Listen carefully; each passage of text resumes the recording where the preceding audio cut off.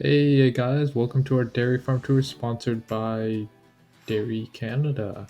This won't be at all any load of baloney. It'll be all true. It'll be everything's right, everything true.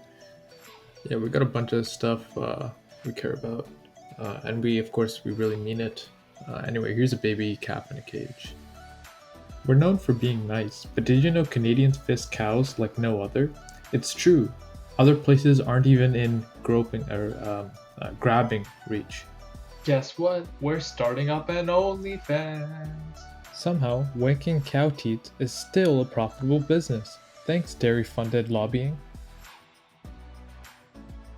Wait, what the fuck?